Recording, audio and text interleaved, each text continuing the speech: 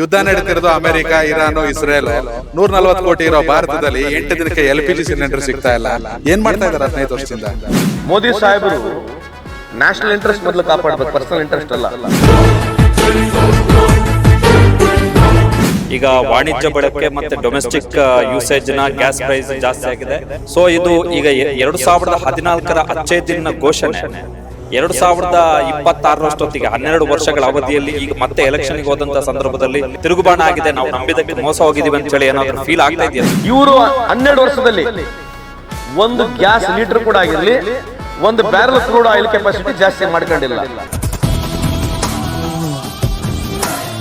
ಬಿಜೆಪಿಯವರು ಏನೋ ಆರೋಪ ಮಾಡಿದ್ರೆ ಮುಸ್ಲಿಮ್ಸರನ್ನ ಕಾಂಗ್ರೆಸ್ ಕಾಂಟ್ಯಾಕ್ಟ್ ತಗೊಂಡಿದೆ ಅಂತ ಹೇಳಿ ಕೇವಲ ಕಾಂಗ್ರೆಸ್ ವೋಟ್ ಬ್ಯಾಂಕ್ ಮಾಡ್ಕೊಂಡಿದೆ ಬಿಟ್ಟರೆ ಅವರು ಕೇವಲ ಮುಸ್ಲಿಮ್ಸ್ ಒಂದು ಭಯ ಹುಟ್ಟಿಸ್ತಾ ಇದೆ. ಹಿಂದೂಗಳು ಬಂದ್ಬಿಟ್ರೆ ಹೆಂಗಾಗ್ಬಿಡುತ್ತೆ ಹಾಗಾಗ್ಬಿಡುತ್ತೆ ಅಂತ ಹೇಳಿ ಕಾಂಗ್ರೆಸ್ ಪೂರ್ತಿ ವೋಟ್ ಬ್ಯಾಂಕ್ ಮಾಡ್ಕೊಂಡಿದೆ ಅಂತ ಹೇಳಿ ಇವರು ಹಿಂದೂ ಐಡಿಯಾಲಜಿ ಬಂದಿರತಕ್ಕಂಥದ್ದು ಹೇಟಿಂಗ್ ಮುಸ್ಲಿಮ್ಸ್ ನ ಭಯದ ಬಿಟ್ರೆ ಅವ್ರಿಗೆ ಬೇರೆ ಏನಿಲ್ಲ. ಅದಕ್ಕೆ ನಮಸ್ಕಾರ ವೀಕ್ಷಕರೇ, ಡಿಜಿಟಲ್ ಮಾಧ್ಯಮ ಇತಿಹಾಸದಲ್ಲೇ ಮೊದಲ ಬಾರಿಗೆ ವಿನೂತನ ಪ್ರಯತ್ನ. ರಾಜ್ಯದ ಬೇರೆ ಬೇರೆ ಜಿಲ್ಲೆಗಳ ಹಿರಿಯ ಪತ್ರಕರ್ತರುಗಳು ಸೇರ್ಕೊಂಡು ದಾವಣಗೆರೆ ದಕ್ಷಿಣವನ್ನ ಉಪಚುನಾವಣೆಯನ್ನ ಒಟ್ಟಾಗಿ ಕವರ್ ಮಾಡ್ತಾ ಇದೀವಿ. ನಮಗೆ ಖುಷಿ ವಿಚಾರ, ಕರ್ನಾಟಕ ಸರ್ಕಾರದ ಹೆಮ್ಮೆಯ ಕಾರ್ಮಿಕ ಸಚಿವರಾಗಿರುವಂತಹ ಸಂತೋಷ್ ಲಾಡ್ ಅವರು ಕೂಡ ಅಬ್ಬರದ ಪ್ರಚಾರದಲ್ಲಿ ನಿರತರಾಗಿದ್ದಾರೆ ದಾವಣಗೆರೆಯಲ್ಲಿ. ಅವ್ರನ್ನೇ ಮಾತಾಡ್ಸ್ತಾ ಹೋಗೋಣ. ಮೊದಲನೇದಾಗಿ welcome to our show sir. Thank you. First of all unique ಥರದ ಕಾನ್ಸೆಪ್ಟ್ ಟ್ರೈ ಮಾಡ್ತಾ ಇದ್ದಾರೆ ನೀವೆಲ್ಲರೂ. I wish you all the best. Hope ನಿಮಗೂ ಸ್ವಲ್ಪ ಜಾಸ್ತಿ ಫ್ರೀಡಮ್ ಸಿಗಲಿ ಕೇಂದ್ರ ಸರ್ಕಾರದಿಂದ ಈ ಸಂದರ್ಭ ಕೇಳಲಿಕ್ಕೆ ಇಚ್ಛೆ ಬಯಸ್ತೀನಿ. ಹೋಪ್ ನಮ್ಮ ವಿಡಿಯೋಸ್ಗಳು ಡೌನ್ಲೋಡ್ ಆಗಬಾರ್ದು. Thank you so much sir. Sir, ಈ ಪ್ರಶ್ನೆ ಪರ್ಸನಲ್ ಆಗಿ ನಿಮ್ಮನ್ನೇ ಕೇಳಬೇಕು. ಕೇಂದ್ರ ಸರ್ಕಾರದ ವಿರುದ್ಧ ಸಮರ್ಥವಾದ ಉತ್ತರ ನಿಮ್ಮಿಂದ ಮಾತ್ರ ಸಿಗಕ್ಕೆ ಸಾಧ್ಯ. ಯುದ್ಧ ನಡೀತಿರೋದು ಅಮೆರಿಕ, ಇರಾನ್, ಇಸ್ರೇಲ್. 140 ಕೋಟಿ ಇರೋ ಭಾರತದಲ್ಲಿ 8 ದಿನಕ್ಕೆ LPG ಸಿಲಿಂಡರ್ ಸಿಗ್ತಾ ಇಲ್ಲ. ಏನ್ ಮಾಡ್ತಾ ಇದಾರೆ 15 ವರ್ಷದಿಂದ? ಅದೇ ಹೇಳೋದು, ಈಗ ಅದನ್ನ ಹೇಳ್ತಾರೆ, ಸಬ್ಜೆಕ್ಟಿವ್ ಆಗಿಂತ ವಿಚಾರಗಳನ್ನು ಆಳವಾಗಿ ಮಾತಾಡಬೇಕು. ಯಾಕೆ ಮೊನ್ನೆ ತಾನು ಹೇಳ್ತಿದ್ದೆ, ನಮ್ಮ ಗ್ಯಾಸ್ದು ಯಾಕೆ ತೊಂದರೆ ಆಗ್ತದೆ ಕೆಲವು ಸಂದರ್ಭದಲ್ಲಿ ಅಭಿಪ್ರಾಯ ಇದ್ಯಾನು ದೇಶ ನಮ್ಮದು. ಮೋದಿ ಸಾಹೇಬರು ನ್ಯಾಷನಲ್ ಇಂಟ್ರೆಸ್ಟ್ ಮೊದಲು ಕಾಪಾಡಬೇಕು, ಪರ್ಸನಲ್ ಇಂಟ್ರೆಸ್ಟ್ ಅಲ್ಲ. ನಾವು ಇಸ್ರೇಲ್ ಜೊತೆ ಅಲೈನ್ಡ್ ಆಗಿರಬಾರ್ದಕ್ಕಂಥದ್ದು ಇತಿಹಾಸದಿಂದ ವಾಜಪೇಯಿ ಸಾಹೇಬ್ರದೊಂದು ಇದೆ. ಎಲ್ಲ ಪ್ರಧಾನಮಂತ್ರಿಗಳು ಅವರವರ ಕಾಲದಲ್ಲಿ ಅವ್ರ ಇಂಟ್ರೆಸ್ಟು, ಪಾರ್ಟಿ ಇಂಟ್ರೆಸ್ಟ್ ಬಿಟ್ಟು, ಐಡಿಯಾಲಜಿ ಇಂಟ್ರೆಸ್ಟ್ ಬಿಟ್ಟು ದೇಶದ ಇಂಟ್ರೆಸ್ಟ್ ಕಾಪಾಡಿದ್ದಾರೆ. ದೇಶದ ಇಂಟ್ರೆಸ್ಟ್ನಲ್ಲಿ ನಾವು ಯಾವಾಗಲೂ ನಾನ್ ಅಲೈನ್ ಮೂಮೆಂಟಲ್ಲಿದ್ವಿ. ಯಾರು ಪರನೂ ಇರಲಿಲ್ಲ, ಯಾರು ವಿರೋಧನೂ ಇರಲಿಲ್ಲ. We had started a non alignment movement ಅಂತಿತ್ತು. ಎರಡು ದೇಶಗಳ ನಡುಕೆ ಯುದ್ಧಗಳಾದಾಗ ನಾವು ಪರನೂ ಹೋಗ್ತಕ್ಕಂಥ ಅವಶ್ಯಕತೆ ಇರಲಿಲ್ಲ, ವಿರುದ್ಧ ಹೋಗ್ತಕ್ಕಂಥ ಅವಶ್ಯಕತೆ ಇರಲಿಲ್ಲ. ಈಗ ನಾವು ಹೋಗಿರ್ತಕ್ಕಂಥದ್ದು, ಇಸ್ರೇಲ್ ಪರ ಜಾಸ್ತಿ ಮಾತನಾಡ್ತಕ್ಕಂಥದ್ದು, ಇಸ್ರೇಲ್ ಪರ ಜಂಪ್ ಮಾಡ್ತಕ್ಕಂಥದ್ದು, ಎಲ್ಲೋ ಮೇಲ್ನೋಟದಲ್ಲಿ ಈಗಿರ್ತಕ್ಕಂಥ ನಾವು ತೊಂದರೆಗೆ ಒಳಗಡೆ ಈಡಾಗಿದ್ದೇವೆ ಅಂತಕ್ಕಂಥದ್ದು ಒಂದು. ಯಾಕೆ ಹೇಳ್ತಿದ್ದೀವಿ ಅಂತಂದರೆ, Iran is very close to us. Iran ನಮಗೆ 3000 ಕಿಲೋಮೀಟರ್ ಇದೆ. ಅಮೇರಿಕಾ ಆಗಿರಲಿ ನಮಗೆ 30-40 ಕಿಲೋಮೀಟರ್ ದೂರ ಇದೆ. ಇರಾನ್ಲಿಂದ ಬರ್ತಕ್ಕಂಥ ಆಯಿಲ್ ನಮಗೆ 7 ಬಾಡಿ 8 ದಿನದ ಬಂದ್ಬಿಡೋದು. ಈಗ ಅದೇ ಅಮೇರಿಕದಿಂದ ಬರಬೇಕಂದ್ರೆ 40-45 ದಿನ ಬೇಕು. ಟ್ರಾನ್ಸ್ಪೋರ್ಟ್ನಲ್ಲಿ ಡಬಲ್ ಆಯ್ತು ಪ್ರೈಸು. ಇರಾನ್ ನಮಗೆ 12% ಕ್ರೂಡ್ ಆಯಿಲು ಸಬ್ಸಿಡೈಸ್ ಪ್ರೈಸಾಗಿ ಕೊಡ್ತಿದ್ದ, ಇನ್ಶೂರೆನ್ಸ್ ಫ್ರೀ ಕೊಡ್ತಿದ್ದ. ಎಲ್ಲರಿಗಿಂತ ಹೆಚ್ಚಾಗಿ ಇಂಡಿಯನ್ ಕರೆನ್ಸಿನಲ್ಲಿ ತೊಗೊಳ್ತಿದ್ದ, ಅವನು ಡಾಲರ್ನಲ್ಲಿ ತೊಗೊಳ್ತಿದ್ದ, ಇಂಡಿಯನ್ ಕರೆನ್ಸಿಯಲ್ಲಿ ತೊಗೊಳ್ತಿದ್ದ. 2019 ಇಸ್ವಿವರೆಗೆ ನಾವು ಅವ್ರ ಹತ್ರ ವ್ಯವಹಾರನೇ ಮಾಡ್ತಿದ್ವಿ. ನಮಗೆ ಸುಮಾರು ಊಕೋ ಬ್ಯಾಂಕ್ ಅಂತಿದೆ, 80,000 ಕೋಟಿ ನಾವು ಅವರಿಗೆ ಡ್ಯೂ ಇದ್ವಿ. ಆ ದುಡ್ಡು ನಮ್ಮ ಬ್ಯಾಂಕಲ್ಲೇ ಇತ್ತು. ನನಗಿರ್ತಕ್ಕಂಥ ಮಾಹಿತಿ ಪ್ರಕಾರ I could be wrong, but interest ಕೂಡ ವೇ ಆಫ್ ಮಾಡಿದ್ದ. ಓವರಾಲ್ ನಾವು ಇರಾನ್ನಿಂದ ಆಯಿಲ್ ತೊಗೊಳೋದ್ರಿಂದ ನಮ್ಮ ದೇಶಕ್ಕೆ ಭಾಳ ದುಡ್ಡು ಅನುಕೂಲ ಆಗ್ತಕ್ಕಂಥದ್ದು ಮೇಲ್ನೋಟಕ್ಕೆ ಕಾಣುತ್ತೆ. ಯಾರನ್ನ ಸಣ್ಣ ಮಕ್ಕಳಿಗೆ ಕೇಳಿದ್ರೆ ಹೇಳ್ತಾರೆ, ನೀನು ಈ ಅಂಗಡಿಗೆ ತರ್ತೀಯೋ ಆ ಅಂಗಡಿ ತರ್ತೀಯೋ, ಯಾವ ಅಂಗಡಿ ಹತ್ರ ಐತೆ ಅಂತ ಹೇಳೇ ಬಿಡ್ತಾರೆ ಜನ ನಿಮಗೆ. ಸೊ ಇರಾನ್ನಿಂದ ಓವರಾಲ್ ನಮ್ಮ ಕಂಟ್ರಿಗೆ ಭಾಳ ದೊಡ್ಡ ಬೆನಿಫಿಟ್ ಆಗ್ತಿತ್ತು. Likewise even from Russia also. ರಷ್ಯಾಲಿಂದ ನಮಗೆ ಕ್ರೂಡ್ ಆಯಿಲು ಸಬ್ಸಿಡೈಸ್ ಆಗಿ ಸಿಗ್ತಿತ್ತು ಫ್ರಮ್ ದ ಇಂಟರ್ನ್ಯಾಷನಲ್ ಮಾರ್ಕೆಟ್.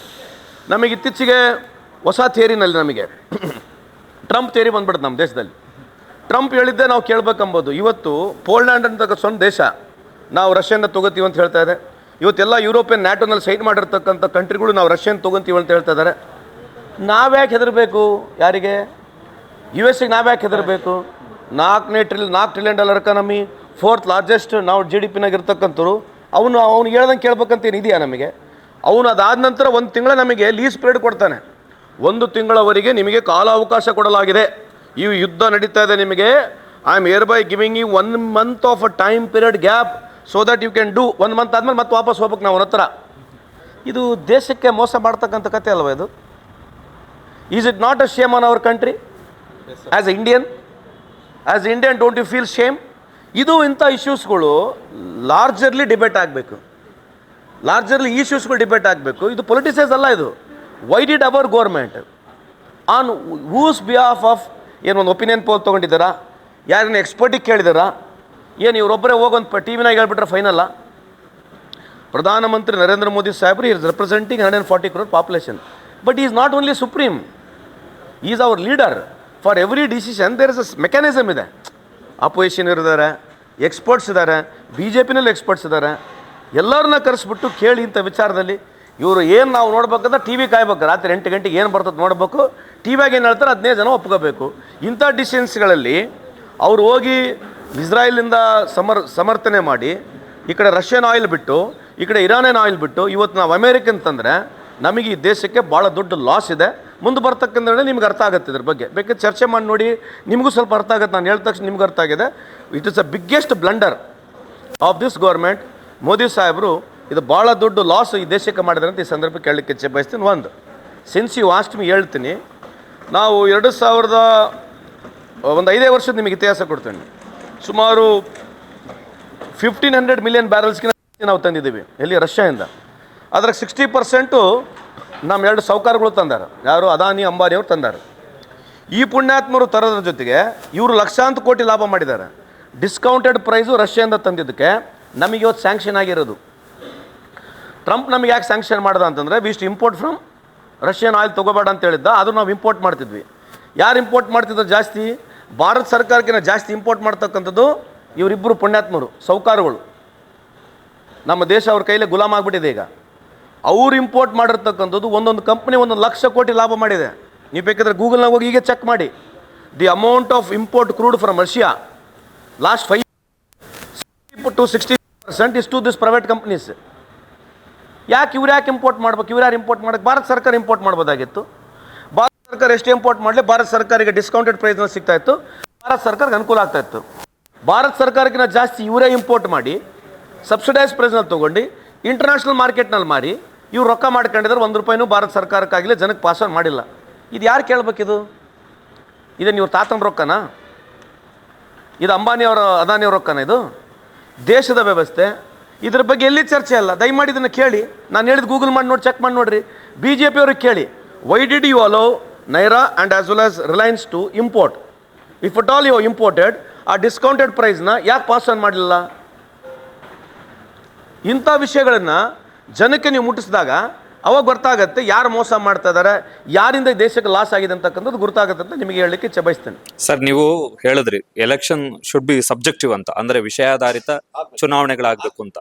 ಈಗ ದಾವಣಗೆರೆ, ಬಾಗಲಕೋಟೆ ಬೈ ಎಲೆಕ್ಷನ್ ಜೊತೆಗೆ ಉಳಿದ 5 ರಾಜ್ಯಗಳ ವಿಧಾನಸಭಾ ಚುನಾವಣೆ ಕೂಡ ನಡೀತಾ ಇದೆ.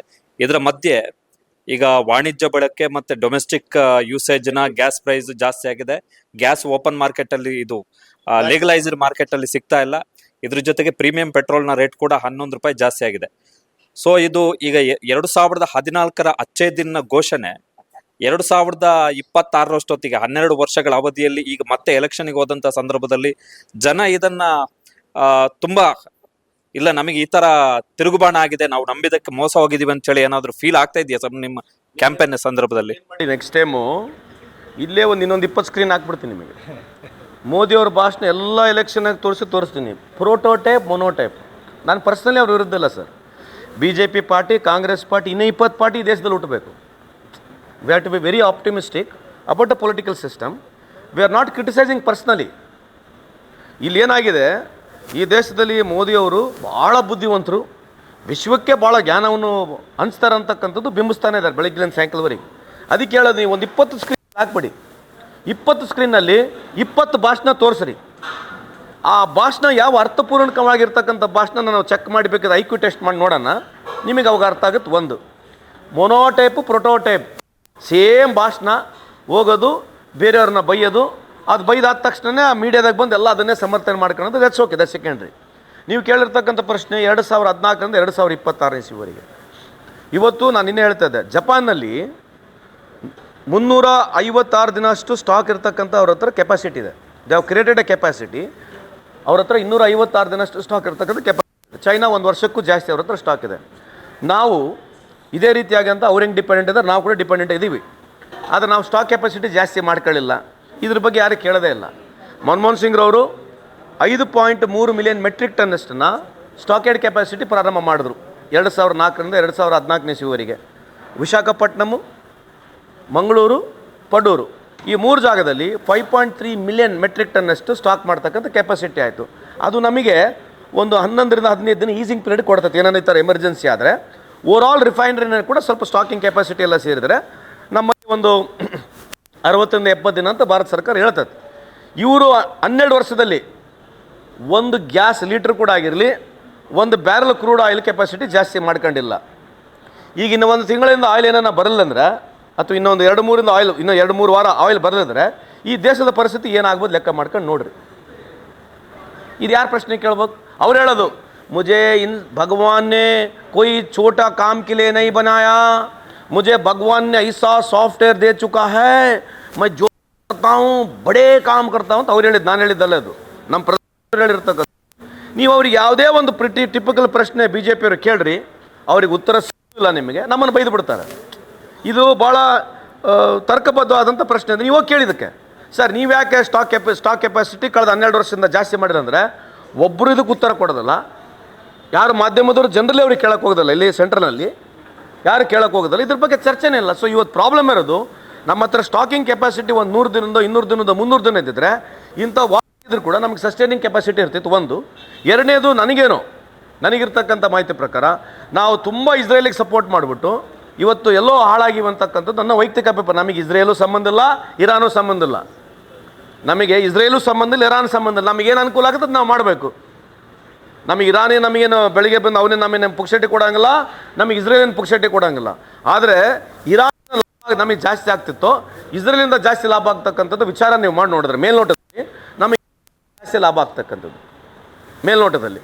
ಇವತ್ತು ನಾವು ಅಮೇರಿಕನ ಒಪ್ಕೊಂಡ್ಬಿಟ್ಟು ಅಮೇರಿಕ ಹೇಳ್ದಂಗೆ ಕೇಳಿ ಆ ವ್ಯವಹಾರ ಮಾಡಿದ್ದಕ್ಕೆ ದೇಶಕ್ಕೆ 1 ಅಲ್ಲ 2 ಅಲ್ಲ ಲಕ್ಷಾಂತರ ಕೋಟಿ ನುಕ್ಸಾನಿದೆ.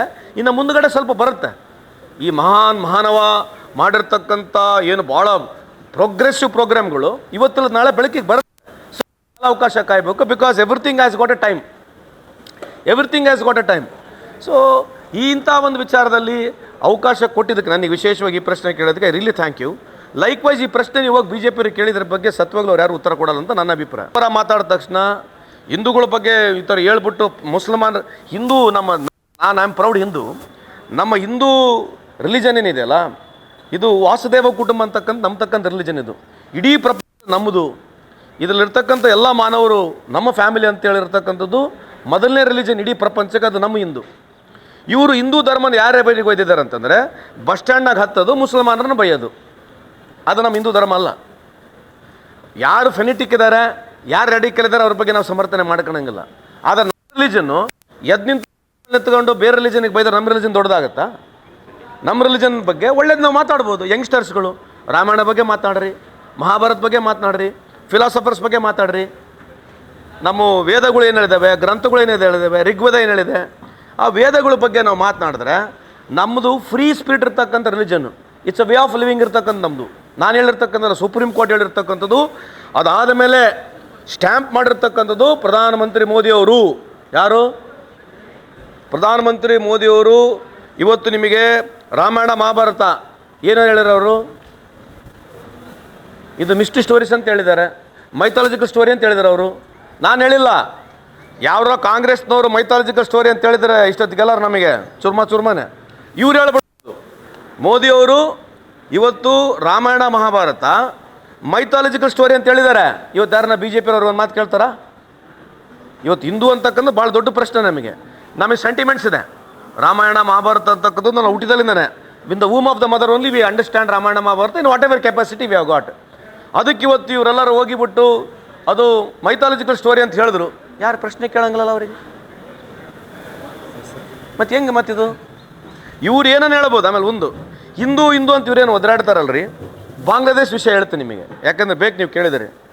ಕಳೆದ 12 ವರ್ಷದಲ್ಲಿ ಗುಸ್ಪೇಟಿ ಅಂತ ಹೇಳ್ತಾರೆ. ಅಂದರೆ ಇನ್ಫ್ಲೇಟ್ ಆಗಿರ್ತಕ್ಕಂಥದ್ದು, ಇನ್ಫ್ಲೇಷನ್ ಮಾಡ್ಕೊಂಡು ಬಂದಿರೋದು, ಒಳಗೆ ತೂರು ಬಂದಿರತಕ್ಕಂಥವ್ರು ಗುಸ್ಪೇಟೆ ಅಂತ ಹೇಳ್ತಾರೆ. ನಸ್ರುಲ್ಕರ್ ಇವರು ಗುಸ್ಪೇಟೆ ಹಾಕೋ ಹಠಾದಂಗೆ ಓ ಕರ್ದಂಗೆ ಅಂತ ದಿನ ಬೆಳೆದ್ಗೆ ಅಮಿತ್ ಶಾ ಸಾಹೇಬರು ಮಾತಾಡ್ತಾರೆ.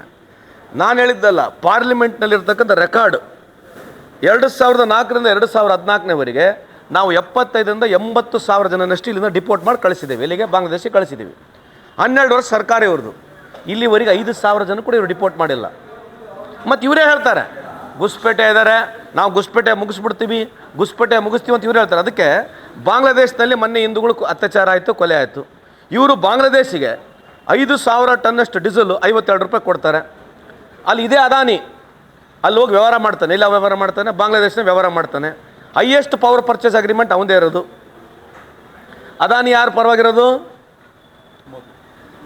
ಅಲ್ಲೋಗಿ ಯಾಕೆ ವ್ಯವಹಾರ ಮಾಡ್ತಾನೆ?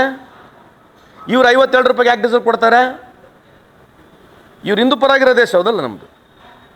ಮ್ಯಾಚ್ ರದ್ದು ಮಾಡಿದ್ದಾರೆ, ಬಟ್ ಪೆಟ್ರೋಲ್ ಡೀಸೆಲ್ ಕೊಡ್ತಾರೆ. ಅಲ್ಲಿ ಮತ್ತು ಇದು ಏನು ಮಾತಾಡ್ಬೇಕು ಈಗ? ಈಗ Nepal one of the more ನಮ್ಕಿನ ಜಾಸ್ತಿ ಹಿಂದೂ.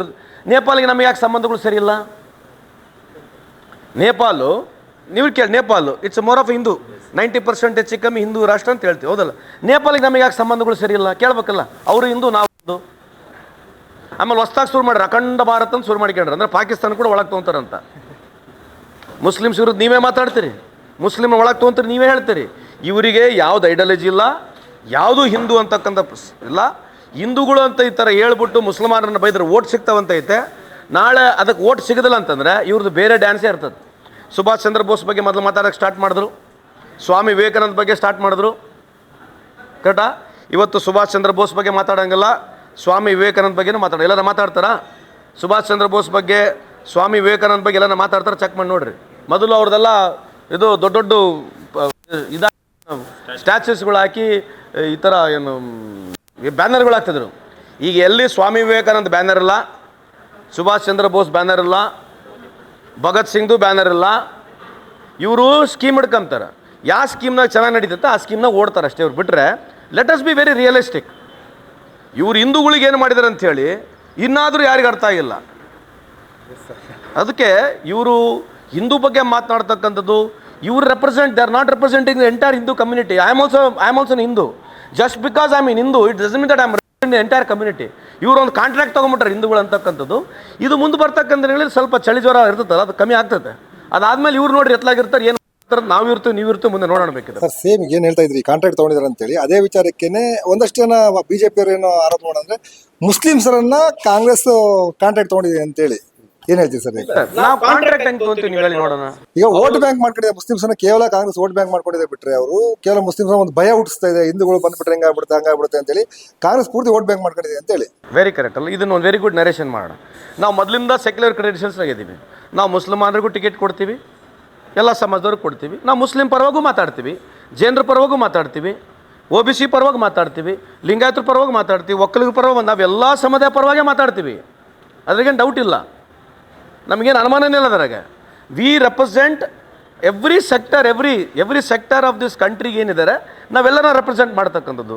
ಇವರು ಹಿಂದೂ ಐಡಿಯಾಲಜಿ ಬಂದಿರತಕ್ಕಂಥದ್ದು ಹೇಟಿಂಗ್ ಮುಸ್ಲಿಮ್ಸ್ನ ಬೈಯೋದು ಬಿಟ್ಟರೆ ಅವ್ರಿಗೆ ಬೇರೆ ಏನಿಲ್ಲ. ಅದಕ್ಕೆ ನಮ್ಮನ್ನ ರೆಕಗ್ನೇಷನ್ ಏನು ಮಾಡ್ತಾರೆ ಅಂತಂದರೆ, ಮುಸ್ಲಿಮ್ಗೆ ಓಲೈಸ್ತತೆ, ಮುಸ್ಲಿಮ್ಗೆ ಹೋಲಿಕೆ ಮಾಡ್ತಾರೆ ಅಂತಕ್ಕಂಥದ್ದು ಹೇಳೋದು ಬಿಟ್ಟರೆ ಬೇರೆ ಅಲಿಗೇಷನ್ ಏನಿದೆ ನಮ್ಮ ಮೇಲೆ. ಆಯ್ತಪ್ಪ ನಾವು ಮುಸ್ಲಿಮ್ಗೆ ಹೋಲಿಕೆ ಮಾಡ್ತೀವಿ, ಏನು ಮಾಡೀವಿ? ಸಂವಿಧಾನ ಬಿಟ್ಟು ಬೇರೆನ್ನ ಮಾಡೀವಿ ನಾವು. ಅವ್ರಿಗೆ ಟಿಕೆಟ್ ಕೊಡ್ತೀವಿ, ಅವ್ರಿಗೆ ಗೆಲ್ತಾರೆ. ಅವ್ರ ಸೆಂಟಿಮೆಂಟ್ಸ್ಗೆ ಹರ್ಟ್ ಆದಾಗ ನಾವು ಪರ ಮಾತಾಡ್ತೀವಿ, ದಲಿತರ ಸೆಂಟಿಮೆಂಟ್ಸ್ ಹರ್ಟ್ ಆದಾಗ ಅವ್ರ ಪರ ಮಾತಾಡ್ತೀವಿ, ಯಾವುದೋ ಹೆಣ್ಮಕ್ಳು ಸೆಂಟಿಮೆಂಟ್ಸ್ ಹರ್ಟ್ ಆದ್ರೂ ನಾವು ಮಾತಾಡ್ತೀವಿ. ನಾವು ಸೆಲೆಕ್ಟಿವ್ ಆಗಿಲ್ಲ, ನಾವು ಪ್ರೋಗ್ರೆಸಿವ್ ಆಗಿ ನಮ್ಮ ಐಡಿಯಾಲಜಿ ಪರವಾಗಿ ನಾವಿದ್ದೀವಿ. ಇವ್ರದ್ದೇನಿದೆ ಐಡಿಯಾಲಜಿ?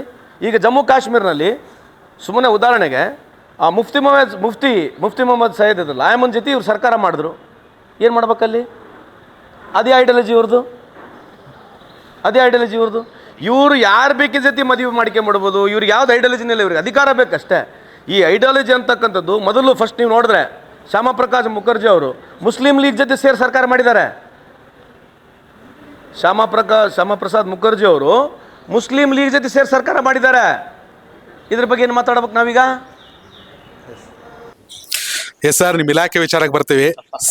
ಸದಾ ಸಪ್ಪೆ ಆಗಿರ್ತಿದ್ದಂತ ಕಾರ್ಮಿಕ ಇಲಾಖೆ ಸದಾ ಸುದ್ದಿಯಲ್ಲಿ ಇರೋಂಗ್ ಮಾಡಿದ್ರಿ.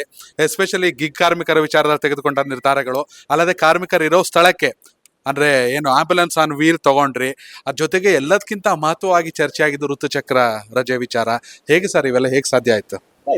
ಭಾಳ ಜನ ವಾಕ್ಸ್ ಆಫ್ ಲೈಫ್ನಾಗಿದ್ದಾಗ ಋತುಚಕ್ರ ಅಂತಕ್ಕಂಥದ್ದು ನಮ್ಮ ಸ್ನೇಹಿತರಾಗಿರ್ತಕ್ಕಂಥ ಕವಿತಾ ರೆಡ್ಡಿ ಅವರು ಅದ್ರ ಜೊತೆಗೆ ಅಲ್ಲಿ ಒರಿಸ್ಸಲಿಂದ ಹುಡುಗಿ ಬಂದಿದ್ದು ಪ್ರಿಯದರ್ಶಿನಿ ಅಂತೇಳಿ, ಅವ್ರು ತಂದು ಪ್ರಪೋಸಲ್ ಮಾಡಿದಾಗ ವಿ ಟುಕ್ 1 year. ಮೊದಲನೇ ಸರಿ ಕ್ಯಾಬಿನೆಟ್ ಹೋದ ತಕ್ಷಣ ಅಪ್ರೂವಲ್ ಆಗಲಿಲ್ಲ. ಅದಾದಮೇಲೆ ಒಂದು ಸಮಿತಿ ಕನ್ಸ್ಟಿಟ್ಯೂಟ್ ಮಾಡಿಬಿಟ್ಟು ಎಲ್ಲರ ಅಭಿಪ್ರಾಯಕ್ಕೆ ತೊಗೊಂಡು ಇವತ್ತು ಮಾಡಿದ್ವಿ. ಅದಕ್ಕೆ ಸರ್ಕಾರ ಒಪ್ಪಿದೆ. ಅದಕ್ಕೆ ಭಾಳಷ್ಟು ಪ್ರಶಂಸೆನೂ ಸಿಕ್ಕಿದೆ, ಜನರು ಸ್ವಾಗತ ಕೂಡ ಮಾಡಿದ್ದಾರೆ.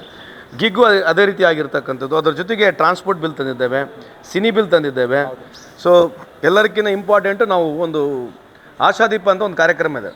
ಆಶಾದೀಪ ಕಾರ್ಯಕ್ರಮದಲ್ಲಿ ಯಾರು ಸಣ್ಣ ಸಣ್ಣ ಕಂಪ್ನಿಗಳು ಎಂಟರ್ಪ್ರಿನರ್ಸ್ ಯಾರೇ ಇರಲಿ, ಅವರು SC/ST ಮಕ್ಕಳಿಗೆ ಕೆಲಸ ಕೊಟ್ಟರೆ ನಮ್ಮಲ್ಲಿ SC/TS ಬಿಲ್ ದುಡ್ಡಿದೆ, ಅವ್ರಿಗೆ ನಾವು 50% ಸ್ಯಾಲ್ರಿ ಕೊಡ್ತಕ್ಕಂಥದ್ದು. ಇವೆಲ್ಲ ಭಾಳ ಇನಿಷಿಯೇಟಿವ್ ಪ್ರೋಗ್ರಾಮ್. ಅದ್ರ ಜೊತೆ ಈಗ ನಾವು ಡಿಸೇಬಲ್ ಬಿಲ್ ತರಬೇಕು, ವಿಡೋ ಬಿಲ್ ತರಬೇಕು, ಸೀನಿಯರ್ ಸಿಟಿಸನ್ಸಿಗೆ ಅನುಕೂಲ ಆಗ್ತಕ್ಕಂಥ ಒಂದು ಬಿಲ್ ತರಬೇಕು. ಇಂಥ ಹಲವಾರು ಬಿಲ್ಗಳು ಪೆಂಡಿಂಗ್ ಪೈಪ್ಲೈನಲ್ಲಿ ಇದ್ದಾವೆ. ಮುಂದೆ ಬರ್ತಕ್ಕಂಥ ದಿನಗಳಲ್ಲಿ ಇವೆಲ್ಲ ಬಂದರೆ, ಆಮೇಲೆ ಅದ್ರ ಜೊತೆಗೆ ಕಂಪ್ಲೀಟ್ ನಮ್ಮ ಈ ಅಸಂಘಟಿತ ಕಾರ್ಮಿಕದ ವಲಯದವರು ಏನಿದ್ದಾರೆ ಅವ್ರಿಗೆ ಅನುಕೂಲ ಆಗಲಿ ಅಂತೇಳಿ ₹1 ನಾವು ಸೆಸ್ಸನ್ನು ಕೇಳಿದ್ದೇವೆ. ಈ ವರ್ಷ ಆಗಲಿಲ್ಲ, ಬರೋ ವರ್ಷ ಮೋಸ್ಟ್ಲಿ ಆಗ್ತಕ್ಕಂಥ ಸಾಧ್ಯತೆ ಇದೆ. ಅದಾದರೆ ಬಹುತೇಕ ನಮ್ಮ ಇತಿಹಾಸದಲ್ಲಿ ಕರ್ನಾಟಕ ಸರ್ಕಾರ ಭಾರತ ದೇಶದಲ್ಲಿ ನಾವು ಮಾಡಿರ್ತಕ್ಕಂಥ ಪ್ರೋಗ್ರೆಸಿವ್ ಪ್ರೋಗ್ರಾಮ್ಸು ಬಹುತೇಕ ಬೇರೆ ಯಾವುದು ರಾಜ್ಯ ಮಾಡಿರಲಿಕ್ಕಿಲ್ಲ ಅಂತ ನನ್ನ ಅಭಿಪ್ರಾಯ. ಸೊ ಇದು ಯಾವುದೇ ಸರ್ಕಾರಗಳು ಬರಲಿ, ಯಾವುದೇ ಸಚಿವರುಗಳು ಬರಲಿ, ಒಂದಾನೊಂದು ನೀವು ಆ್ಯಡ್ ಮಾಡ್ತಾನೆ ಇರ್ತೀವಿ. So I am blessed, I am lucky. ನನಗೆ ಈ ಇಲಾಖೆ ಸಿಕ್ತು, ಈ ಕಾರ್ಯಕ್ರಮಗಳು ಮಾಡಿದ್ದೀವಿ. ನಾನಾದ್ಮೇಲೆ ಇನ್ನೊಬ್ರು ಯಾರು ಬಂದರೂ ಕೂಡ ನನಗಿನ್ನ ಚೆನ್ನಾಗಿ ಕೂಡ ಮಾಡ್ಬೋದು, ಮಾಡ್ತಾರಂಥ ವಿಶ್ವಾಸನೂ ಇದೆ. ಬಟ್ ಇದು ರಿಮಾರ್ಕಬಲ್ ಪ್ರೋಗ್ರಾಮ್ಸ್ ಆಗಿ ಉಳಿತವೆ ಅಂತ ನನ್ನ ಅಭಿಪ್ರಾಯ. ಇಲ್ಲ, ನಾನು ಯಾಕೆ ನಿಮ್ಮನ್ನ ಈ ಪ್ರಶ್ನೆ ಮಾಡಿದೆ ಅಂದ್ರೆ, ಈ ಮುಂಚಿನ ಸರ್ಕಾರಗಳನ್ನ, ಯಾಕಂದ್ರೆ ಪತ್ರಿಕೋದ್ಯಮದಲ್ಲಿ ಒಂದು 15 ವರ್ಷದ ಮೇಲಿಂದ ಇದ್ದೀವಿ, ಕಾರ್ಮಿಕ ಇಲಾಖೆಯಲ್ಲಿ ಕಿಟ್ ಕೊಟ್ಟರು ಅನ್ನೋದು ಬಿಟ್ಟು ಬೇರೆ ಏನು ಸುದ್ದಿ ಆಗ್ತಿರಲಿಲ್ಲ. ಮತ್ತೊಂದು ವಿಚಾರ ತುಂಬಾ ಜನ ನನಗೆ ಕೇಳಿದ್ದು, ನಿಮ್ಗೆ ಕೇಳಬೇಕು ಅಂತ, ಸೆಕ್ಯೂರಿಟಿ ಗಾರ್ಡ್ಗಳ ವಿಚಾರದಲ್ಲಿ ಒಂದು ನಿರ್ಧಾರಕ್ಕೆ ಬರಬೇಕು ಅಂತ. ಯಾಕಂದ್ರೆ ಸಾಕಷ್ಟು ಖಾಸಗಿ ಕಂಪನಿಗಳು ಸೆಕ್ಯೂರಿಟಿ ಗಾರ್ಡ್ಗಳನ್ನ ದಿನದ 18 ಗಂಟೆ ದುಡಿಸ್ತಾ ಇದ್ದೇವೆ ನಾವು ಕೇಳಿ ಬರ್ತಾ ಇದೆ ಸರ್. ಈಗ ಮಿನಿಮಮ್ ವೇಜಸ್ ನಾವು ಆಲ್ಮೋಸ್ಟ್ 23,000ವರೆಗೆ ಮಾಡಬೇಕಂತಕ್ಕಂಥದ್ದು ನಮ್ಮ ಮಿನಿಮಮ್ ವೇಜ್ ಬೋರ್ಡ್ ಇದೆ. ಅದು ಆಲ್ರೆಡಿ ನಮಗೆ ಶಿಫಾರಸು ಮಾಡಿ ಕಳಿಸಿದೆ. ಅದು ಒಂದು ಸ್ವಲ್ಪ ಪೆಂಡಿಂಗ್ನಲ್ಲಿದೆ, ಯಾಕಂದರೆ ಭಾಳಷ್ಟು ಅಬ್ಜೆಕ್ಷನ್ಸ್ಗಳು ಬಂದಿದ್ದಾವೆ. ಈ ವೊಲಟಾಲಿಟಿ ಬಂದಿದೆ, ಈ ಒಂದು ವಾರ್ ಒಂದು ಬೇರೆ ಬಂದಿರೋದ್ರಿಂದ will take some more time. But minimum wages ಜಾಸ್ತಿ ಆಗಬೇಕಂತಕ್ಕಂಥದ್ದು ನನ್ನ ಅಭಿಪ್ರಾಯದಲ್ಲಿ ನಾನು ಕೂಡ ಪಾಸಿಟಿವ್ ಆಗಿದ್ದೀನಿ. ಯಾರು ವರ್ಕಿಂಗ್ ಅವರ್ಸ್ಗಿಂತ ಜಾಸ್ತಿ ಕೆಲಸ ಮಾಡಿಕೊಡೋದು, ಲೇಬರ್ ಲಾಸ್ ಏನಿದೆ ಆ ಲೇಬರ್ ಲಾಸ್ ಪ್ರಕಾರನೇ ಮಾಡಬೇಕು. ಸೊ ಅದು ಜಾರಿಗೊಳಿಸಿದ್ದೇವೆ.